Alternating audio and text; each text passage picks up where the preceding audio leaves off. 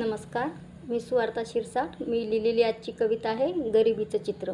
ही कविता मी वऱ्हाडी भाषेत लिहिलेली आहे की गरिबीचं चित्र सखे माया डोळ्यात पाय.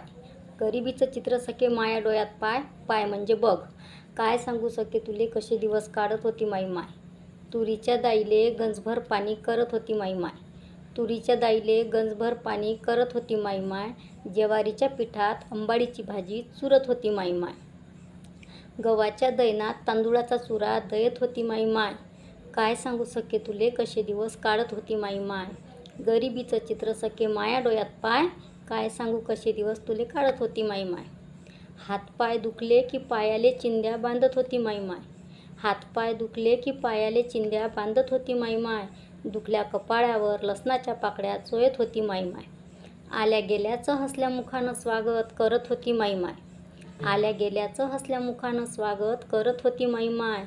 गरिबीवर आमच्या असं झाकण ठेवत होती माई माय.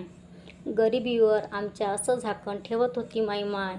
काय सांगू सखे तुले कसे दिवस काढत होती माई माय. संसारात गरिबी संग भांडत होती माई माय. संसारात गरिबीसोबत भांडत होती माई माय. दुःखाचा एक एक डोंगर चढत होती माई माय. उरलं सुरलं शिळं तुकडं खात होती माई माय. उरलं सुरलं शिळं तुकडं खात होती माई माय.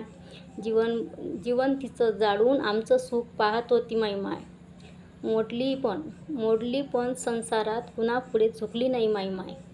मोडली पण संसारात कुणापुढे झुकली नाही माई माय. अशी आहे सुवार्ताची कणखर माय. प्रत्येकाचीच असते खरंच अशी माय. गरिबीचं चित्र सखे माया डोळ्यात पाय. काय सांगू कसे दिवस काढत होती माई माय. काय सांगू सखे तुले कसे दिवस काढत होती माई माय. धन्यवाद.